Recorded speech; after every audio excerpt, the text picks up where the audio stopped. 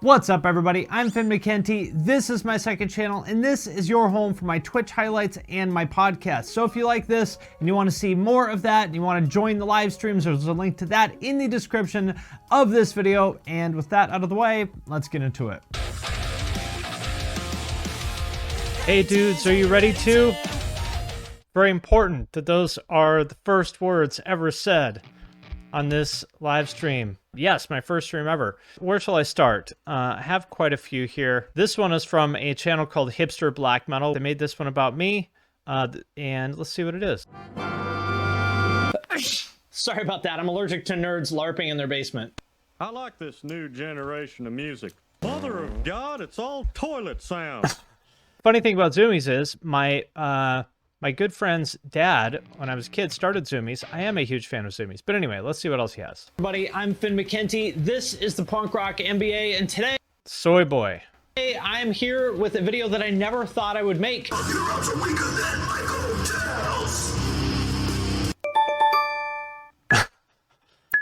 You look like a Lyft driver. It clearly went to a lot of trouble to go through my Instagram, so I appreciate that. It's flattering. If you've never paid attention to the lyrics to this song, they're amazing, like hilariously awful.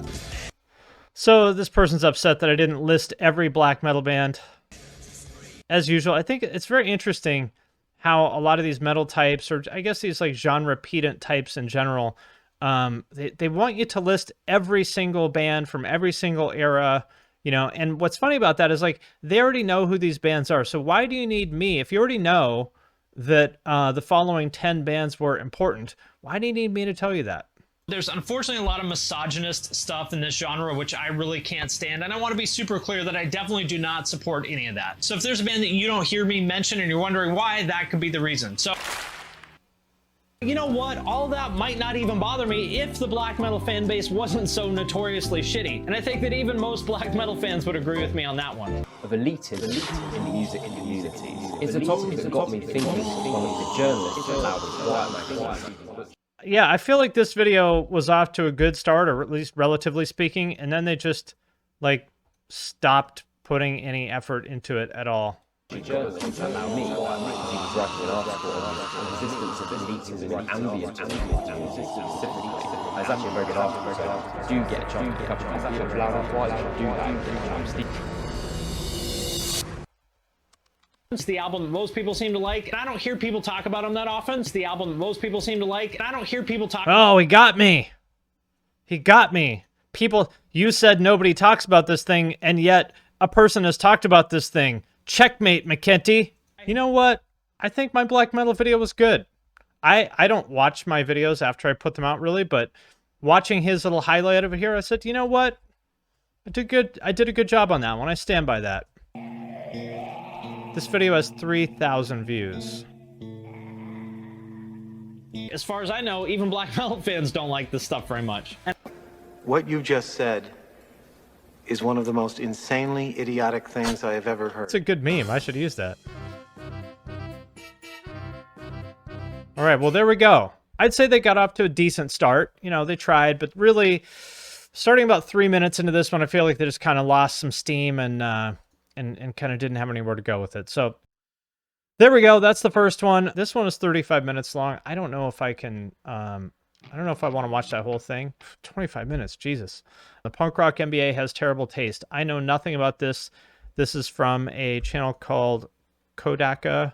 I want to be clear here. I'm not trying to, like, dunk on these people or, you know, be mean to them or anything. I think it's great that people make this stuff. I just think it's funny. So I hope it goes without saying, don't go be mean to these people or anything like that. Dungeon rap. I'm interested in that. I like this. I actually like this. This is good. I like this. Okay. So this is the person who made the video here. The Rock MBA has terrible taste. Well, I actually like this. I'll tell you what, I think this person has pretty good taste. So, you know, there's that. Frustrating about a video with a great premise and a terrible execution. This recent Rock MBA video. Here, I've got a problem with this one already. This guy's playing Castlevania 1 for NES here, and he's got one of those, like, one of those filters on it that tries to make it look smoother. This is terrible. If you are playing emulated games, you should never, ever, ever use one of those filters. A CRT filter is the only acceptable shader to use ever, period. So already we've got a difference of opinion. Castlevania, great game, but these shaders, not okay. Is terrible. I'm not gonna like mince words about it. It's essentially the most reductive, shitty take on every genre of punk and metal you can think of, or at least, you know. Oh, good. Okay, I'm hoping that this is a reaction to my video that's like punk and metal subgenres 101. He's saying it's the most shitty, reductive, like, summary of them. That was the literal exact point of it, is to make the most shitty, reductive summary of every subgenre. So if that's what he took from it, then he's correct. The main ones, not the subgenres and whatever.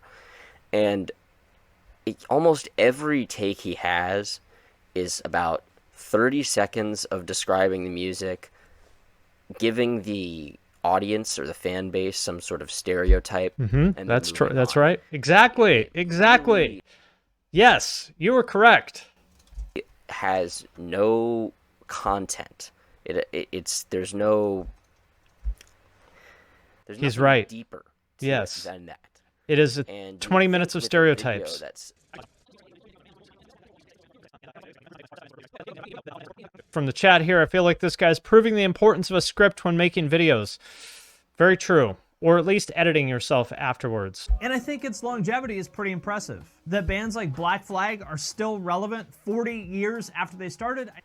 relevant to who and in what way?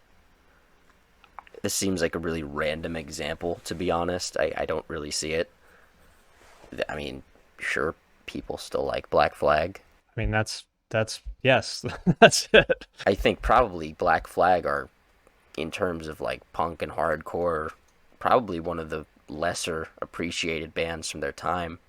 I would not say that's true at all. I think Black Flag is one of the most appreciated bands of their time. And then there is crust punk, which is basically a heavier version of anarcho-punk. And in my personal experience, at least 75% smellier and less intelligent, with 90% more alcohol involved. Another pretty shallow take. I mean, I'm not saying he's wrong. I don't really like crust punks myself, but can we talk about the music for like 2 seconds? Like the fact that there's so much musical variety in what you... Why would you talk about the music when you can just stereotype the fans? It's way more fun. That's what I do. That's a good point. At least this kid's got some opinions and not just me. So I think there's a lot of people that watch my videos and want me to do some sort of exhaustive Wikipedia type thing, which maybe I would have done that years ago or something. But to be honest, does the world really need that? I mean, again, if you already knew what 20 bands were important in this genre, and Wikipedia already has that, and why do you need me to say that? It's just really not what I'm trying to do, and I think maybe he just missed the point that literally the entire premise of the video, which I would hope you could tell for the thumbnail, is to do what he said, is make the most reductive, simplistic, dumb take on this stuff. My advice to anybody out there who is like this kid, and I mean this with all due respect because I have been like this before, take a deep breath, relax, and understand that there is more to life than being like the authority on whatever your hobby is. There's a very specific type of person that does this kind of stuff, and yeah, you gotta move on with your life. This stuff is not worth the amount of energy you're allocating to it. Yes, exactly. Like Nipple said, it's tiring for the people listening, and even if you don't realize it, it's tiring on yourself. That's exactly right. All right. Versus the sex. Technical direction and added elements. Now we're talking about technical death metal or progressive death metal. How dare I confuse technical death metal and progressive death metal? Obviously, they couldn't be more different. Another tip for people making videos: he just quoted the entire like progressive death metal section, nothing to say. If you don't have anything to say about it, I would say just leave that part out. For anybody who doesn't know, I've written, I don't know, probably 3,000 blog posts or something in my life, maybe more. And obviously made a lot of videos. I've been writing for 20 some years. One thing that I have noticed for people who are new to writing or any other kind of content is it's actually harder to be brief than it is to go on long. If you are getting started making content of any kind, really be brutal about the stuff that you cut out. You'll almost never regret it. Like if I make a video, my first cut of it is say like 26 or 28 minutes long. And then the version that you guys see will end up being 19, which means that I chopped out like 7 to 9 minutes of content from what you see. And I have never once regretted it. I have never been like, oh shit, I should have left that 3 minutes in there. So be concise. Right? So watering it down with melody makes no sense to me. If I want melodic music, I'm going to go listen to Miley Cyrus. I have no words. But here's some words. Should I keep going with this one or should I move on to another video? I feel like this could drag on. What do you guys think? All right, another takedown. I have no idea what this one is, but it's probably, this guy's probably big brain time here because his name is Adolf Stalin. I think I've banned this guy from my channel. Now we're talking Adolf Stalin. Let's see what he's got to say. All right, this is takedown number 2. Ooh, the Punk Rock MBA. He constantly makes videos about rock and metal dying, when in fact the opposite is going on. Rock is dying. Why rap is why metal is losing out to rap? It's such a bunch of bullshit. I think this guy should just get a fucking Adidas beanie, and he should just become a rapper and stop being a rock. I wish, man. Adolf Stalin, do you have any idea how badly I want to do that? But unfortunately, that the time for that has passed. He didn't even say anything about face tattoos. Come on, man. And this guy's probably quite a bit older than me. I'm 37 myself. And I think about this guy, and I'm like, okay, let's look at, for example. This guy, you know, probably at 19 was like, yeah, I love all this band and stuff. Like, and then at the age he's at now, he's like completely, oh, I'm burned out. You know, come on, man. Come on, man. Come on, be serious here. Come on, be serious here. You're not in it for life. You're a tourist. Don't get me wrong. Man, I wish I was a tourist, but here I am, 42 years old, talking about music on Twitch. I wish that I was a tourist, but sadly, this guy could not be more wrong. There's no evidence. There's no evidence that you're not proving anything. You're completely talking about how these artists are not.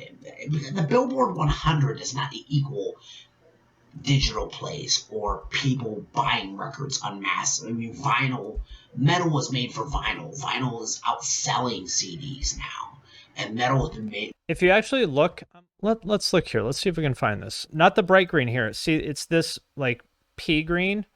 The very, very bottom sliver down here is vinyl. It's tiny. It's just not a big part of recording industry revenue. It played on 12-inch wax. Wax. I mean, come on now. Let's be serious here. Let's be serious. You're not even making such a case. Let's be serious, Adolf. You know, and I've noticed that I'll tinge in my ear a little bit. He's probably thinking about me. Usually it means that people are talking about you. Yeah, see, he's right. Oh my God, he's right. I'm a little superstitious. I ain't superstitious. How did he know? Let's not get into that. I like blues music, but let's not start singing here. I'm a terrible singer. But yeah, everything is about this is dying, this is dead, this is what killed. Oh my God, he's so negative. Don't get me wrong, a lot of life advice he gives to people is positive, attributed advice, which is great stuff. You know, when he starts doing this whole entire like anti-fucking metal, anti-rock, anti-punk stuff, it's like Moses, I'm gonna move on unless anybody wants me to stick around here. I just want to know. I want to see in the corner of his room here, like the cage that he has some poor child locked up in who he feeds with a slingshot. This guy does not look like a jerk, so let's see what he has to say. And we are going to do an actual response video to the Punk Rock MBA. Let's get into it. All right, I'm into it. This guy's horsing around at college, lifting some weights, wearing a hat. I like it. I like this guy. I'm a fan of Caleb so far. You guys should go check out that guy's channel, Finn Mckenty. He does an awesome job at just like breaking. I knew Caleb was a bro. I knew it. Today, I kind of wanted to give my opinion and my perspective to one of his most recent videos, the most hated bands, and highlighted in that video was a little snip about Memphis Mayfire, but mostly Matty Mullins. So once again, this is just my opinion. I like it, Caleb. We're friends. Alright, being the little tiny baby channel that I am, there's probably a good chance that Finn will probably never watch this, but I just thought I would Caleb, make this believe in video yourself. because We're I all didn't have any watching, new and we materials love because you. it does a two-step We've got your back. episode, so it was a pretty good experience. There we go. I'm a Look very at little long-time Caleb fan with of his scene hair. Fire. I like I it. came in during the hollow. I'm a product of the metalcore era, the peak Warped Tour generation, whatever you want to call it. I want to adopt Caleb. I love it when people like this, and I don't mean this in a shitty way at all. I sincerely love it when people like this call, like non-ironically call Memphis May Fire metal, because think about how angry this is making that webcam guy we just watched, Adolf Stalin. Don't worry, because the singer of your favorite metalcore band is here to help, which sounds cool on paper, right? But in reality, I think a lot of that was just straight up phony, very insincere and manipulative of a young fan base that didn't know any better. Where my difference is with that is being that young kid at those shows is like, maybe that was something that I needed to hear.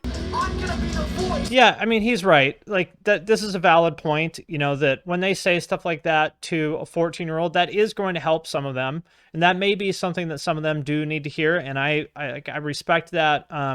And maybe I should have clarified that in the video. Like, it does help some people, but at the end of the day, I don't like it because I feel like their goal is not so much to help as it is to basically harvest glory and attention from the audience. So that's kind of my perspective on it, but he's right. For me, like being down in the crowd, like listening to these guys try to be the encouragement that you need, like I always appreciated that. Yeah, that's a valid point. Like, dang, dude, that's something that I should strive for. That's something that I could be. I'm looking at it as an adult. He was looking at it actually put as a kid, and we're gonna have different perspectives on that. So I think that's a valid point. I agree. Like from EV Original, this is the way a response reaction should be done. Spotlight your point and provide counterpoint. I agree, and he's making a lot of good points. If you're going to be and stand up on that stage and sort of give off a persona and encourage and steer people one way, like,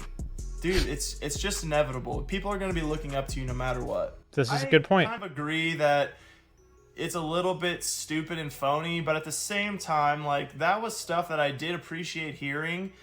I was always a fan of bands that gave speeches. The speeches that these guys gave on stage, those were the things that I really, really gravitated towards. I do believe that Matty Mullins is still like a Christian guy, and Memphis May Fire is still like a Christian band. So I think they still hold those morals and beliefs, which is something that I really appreciate. On the other hand, where you have... Yeah, the other thing that I said in the video, but I want to mention now since we're talking about it, Matty Mullins was like 23 when he said that stuff. If you put me on that stage in front of thousands of people when I was 23, I 100% for sure would have said like shit that was 10 times cringier and dumber than that. I don't even know what I was said, but it would have been way worse than anything Matty said. So, you know, I think it's fucked up to, you know, hold people, not accountable, because we're all accountable, but to, you know, try to drag somebody 10 years later for something they said when they were 23, I think is fucked up.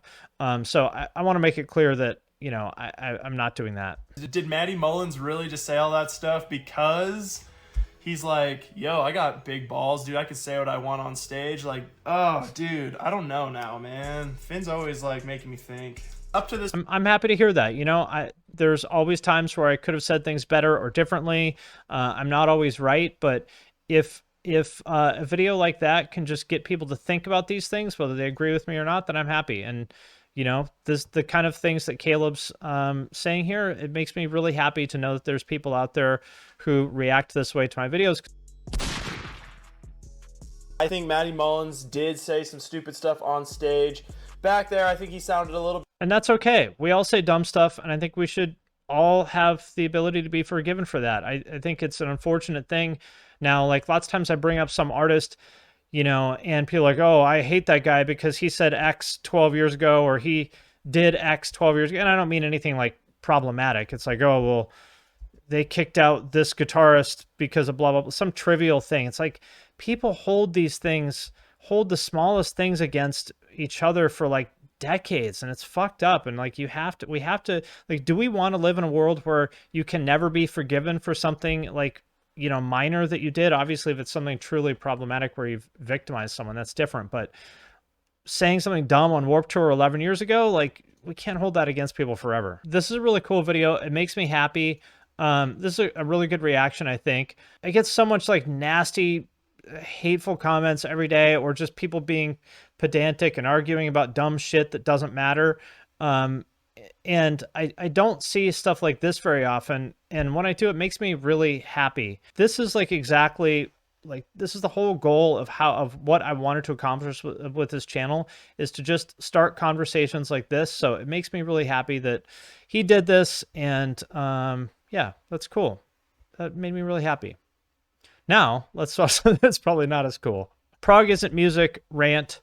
Let's see what he has to say. Hi everyone, and welcome to the channel, and I'm here for a rant video for you guys. Now, Okay. for this rant, I'm going to Seems nice enough. make a response to a video that I've seen recently.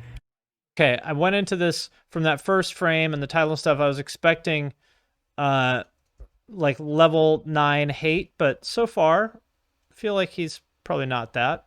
The punk rock MBA who discussed the problems with progressive music. Now, this is a video that I actually watched twice to basically fully gather everything, I guess. Yes, a fellow hat man. So I think that's cool that he said he watched it twice to kind of gather his thoughts. One of the problems with this world is people reacting, you know, to like reacting emotionally without thinking about stuff, and taking everybody's arguments on bad faith or misinterpreting them. So the fact that he took his time to watch it twice is awesome. More people should do that. this MBA punk rock guy is absolutely insane. He really is, because, you know, the things that he was saying about progressive music, about how there's no hooks or catchiness, and how they really don't make songs. And that was his argument in this video. I don't know if he was mainly referring to classic prog or modern prog, because, well, I am someone who does prefer classic prog. So, I mean, if he wants to make... I prefer classic prog too. I think it's true of both, but I was talking about modern prog, but I actually prefer classic prog. What about Rush? I mean, you can't say that Rush doesn't have any catchy songs. Well, that's a valid point. I mean, Tom Sawyer is a super catchy song that lots of people know. I agree with that. But again, if you have to go back, when did that song come out? Like 1980 or something? If you have to go back that far to find an example of something, I think that's, you know, I think that may support my point. I mean, look at the songs that they've done in the 80s time. Same with Yes, and even Genesis. I agree with those things too, but again, those are 80s bands. I mean, if his point of view on this is talking about Yes, Genesis, and Rush, then I think he has a valid point, because those bands, I mean, they had hit songs, like legit top 10 hit songs that normies know. And so, you know, if that's his frame of reference, he's right. And my argument would be that whatever those bands did right back then, to be able to write those songs and to sort of balance creating stuff that is technically challenging and interesting, but also with enough hooks that normies could still get into it, has been lost. Yeah, I don't think he's wrong if that's his point of view. One thing I think I would have probably done a little bit better in that video is to clarify whether I'm talking about, you know, this stuff here that he's talking about, like, you know, old school prog versus progressive metal, which is really what I was talking about. So I think maybe I could have titled that a little bit better, perhaps, but maybe it wouldn't have gotten as many views if I did that. I think that's pretty much what this is going to boil down to, is if he thinks I'm talking about Genesis and Rush, then I think his comments are probably more valid than if he knew I was talking about, you know, era. He seems like a nice guy that was not making this with any kind of like ill intent, like those metal people who are trying to be nasty and stuff. So I want to be charitable to them, and I appreciate that he made this. Let's watch Become the Night here. I'm probably not going to watch this whole thing because that is really long. But again, I really appreciate that he made this. I've never watched this before, so I don't know what he's going to say, but I appreciate that somebody with an audience this big made a reaction video like this. So let's check it out. Are not familiar, Punk Rock MBA made a video talking about the problems of prog music, mostly focusing on progressive metal, and I think rightfully so. Towards the beginning of the video, he says, don't look at this as talking shit, and this is more like your big brother pulling you to the side and telling you things you should work on, which towards the beginning, I agree, and I take it from that perspective. Towards the back half of the video is where he starts making statements broadly about the genre that I really don't think are accurate, and we're gonna... I don't actually remember what I said. So maybe he has a point. We'll find out. The problem with prog is, in a word, riff salad, which I guess is actually 2 words, but you get my point. It's a genre that's fixated on technique, gear, time signatures, and other technical stuff to the point where they just kind of forget to write songs. He's saying it's riff salad, that the people listening and making the music are too fixated on riffs, tone, and technique more than they are songs. By that, I am assuming you mean they are focusing too much on things that guitar players find neat as opposed to composition. Yes. That statement I absolutely agree with. Something is more progressive by how radical and well adopted it is. If something is very radical but no one's actually using it, is that actually making any progress? But if everyone is using it but it's not very radical, I mean, that's just by definition the same shit we've always done. I like to think of it as less of a genre and more of a musical philosophy or method. The Prog archives... I actually completely agree with that, and that's another thing that I maybe could have been more clear about in this video. Same critique about being too riff-focused can apply to the vast majority of metal today, by a long shot. Yes. So I will agree with you. The prog from the 2010s and onward is especially obnoxious. Fully agree with that. To the vast majority of people, a song is defined primarily by 2 things, the vocal melody and the lyrics. That is very much an oversimplification. Sing Me the Words to Classical Gas or Beethoven's Fifth, both pieces that everyone can hum off the top of their heads. You can find exceptions to any pattern. That does not disprove the pattern. This is a fact. Like, this is how most people think about songs. Every person in this fucking world can sing Twinkle Twinkle Little Star. It's a great song, but it's not great because it has as much value as Beethoven's fucking Fifth. And pretending or Well, why not? I mean, I don't think that he's made a compelling case. Again, you've got to go back to first principles thinking. First principles thinking is the idea of beginning with a fundamental premise and going from there. In other words, if you believe that Beethoven's Fifth is fundamentally more valuable than Twinkle Twinkle Little Star, why? I think you could certainly make the case that, you know, for example, if we're talking about like a piece of music is valuable because it brings other people joy, Twinkle Twinkle Little Star, it's very arguable, has brought people more joy than Beethoven's Fifth. In any case like this, I think it's very important to go back to first principles and ask yourself why, until you get to some like basic philosophical concept that is at the that is the foundation of everything else that you believe. May sound like I'm overthinking it, but that's like the whole basis of my entire channel is like first principles thinking. And the reason why is because I think that's an important thing for life in general. Plain and simple. Not saying it's not important. Saying doesn't have the depth, verifiably, not remotely this. So what is, so we saw in the chat here, Beethoven's Fifth, so you can think about and analyze endlessly. Twinkle Twinkle is shallow. You know, he sort of said the same thing. So is the fundamental principle here then that complexity defines value? And in which case, if I wrote a piece of music that was 5 times more complicated than Beethoven's Fifth, would that mean it was more valuable? I don't think any of us would believe that. I don't think any of us believe that complexity defines value, so it's got to be something else. And I don't know what that thing is, but I don't think it's complexity. Evie Original says, you almost have to give Twinkle Twinkle more props for having a staying power despite being as shallow as it is. So, you know, like, again, perhaps staying power, perhaps the amount of people who remember this thing and can reproduce it, maybe that is the thing that defines value in music. You know, you could debate these things endlessly. Complexity in itself, to me, has no inherent value. It's like, what is your intention as an artist? You should use no more or less complexity than that. You know, guitarists, in their mind, guitar is the center of the entire universe. Everything else exists just to elevate and showcase the guitarist.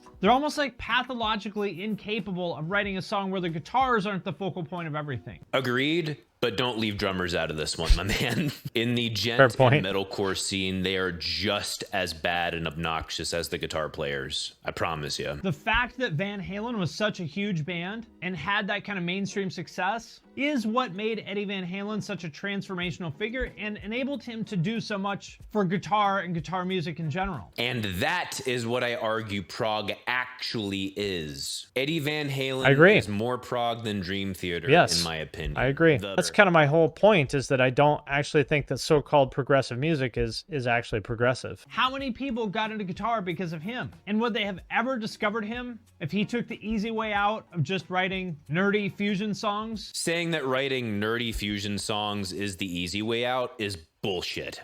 I am not saying it is easy to write a hit song by any means, but saying that it's easy to write something that, quote, has no structure, I think you're making more assumptions than you realize you are. Tell you what, you try writing a wankery prog fusion song sometime, and then tell me how many of these immature teen tiny dick people tell you how wonderful you are.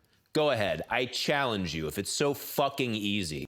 Well, I have done that before. I did that, when I was 22. I don't think that I was great at it necessarily, but I know that it's easier to write that stuff than it is to write simple, accessible music that people actually like. So I actually am speaking from experience on that. And, I suppose people can agree to disagree on that, but that is my opinion. I guarantee you're going to be writing a hit song before you get the talent together to write a fusion song that actually is worth a damn. It's almost like it's why you see so many people pursue a pop career as opposed to a fusion career, because it takes less fucking talent. It's more about luck than it. Well, here's the thing. This is just actually not true. If you've been around a lot of pop musicians, whether they're writers or producers or, players, session musicians, whatever, these people are the top of the fucking food chain. They're so fucking good at what they do. The people in pop who are the best of the best can play whatever they want. Like, lots of these people, actually a lot of them are like prog metal people. I have worked in this space for a long time. I've been around this stuff all the time. Like, people in pop are the best of the best. Nashville people are really fucking good too. I think you can make a case for them being the best, but either way, it's like 1A and 1B. Pop and Nashville are the fucking best. Exceptional, maybe less people do it because it's not as appealing. That's true too. I mean, even less people play gore grind than prog metal. That doesn't mean that gore grind is like some great kind of music that more people should do. It's just gore grind is not good music and people don't like it. That's why nobody plays it. Nobody gives a shit about how fast you can play. That is bullshit. Yngwie Malmsteen, the epitome of guitar machismo masturbation, sells out shows specifically to who? Who does he sell his tickets to? Because people care how fast he can play. To other people who play guitar. We'll both agree that in the world of musical enjoyment, it's not nearly as important as composing a song that actually moves you. But saying no one cares how fast you can play is... This is a great point. Being able to do something doesn't make it interesting. That's totally true. And this is my point with like originality and complexity in music too. Any of us could probably write a piece of music that's like nothing you've ever heard. That doesn't mean anybody will want to listen to it, right? So going back to first principles, how do we define the value of music? I think we all agree that whether other people enjoy it or not has some weight. It's probably not everything, but it's probably something. So however you want to look at the value of music, I think you do have to consider whether other people enjoy listening to it or not to some extent. Anyway, I feel like we could, watch this forever, but we get the point. I think this is a good video. We probably disagree on a few things, but I think it's a good video. I think that everything he said was respectful, and he makes some valid points, and I appreciate that he made it. So yeah, there's a big difference between something like this and these butthurt rant videos. Nothing about this is a butthurt rant to me. I think it's cool. What I'm going to do on here is more stuff like this, reacting to like videos and news and stuff like that. Again, like I said, I really just kind of want to recreate the feeling of 2 a.m. at Denny's hanging out after a show or something like that. I've had some of the most enjoyable times in my life doing that, and I would hope that we can recreate that here. That's my goal. I'm also going to start doing my podcasts live on here. I'm also going to review your music on here, and I do that for patrons now. I will prioritize all my patrons because there's probably 50 patron reviews or something that I haven't had time to do. And I want to prioritize those people, you know, to thank them for their support. So that's how we'll do it. Oh yeah, streaming schedule. I'm going to try to do Tuesdays and Thursdays at the same time, 4 p.m. This is still super early, so I don't know if that's what I'll stick with. But that's what I'm going to try for, and we'll see what happens. So thank you guys very much, and I will see you next time.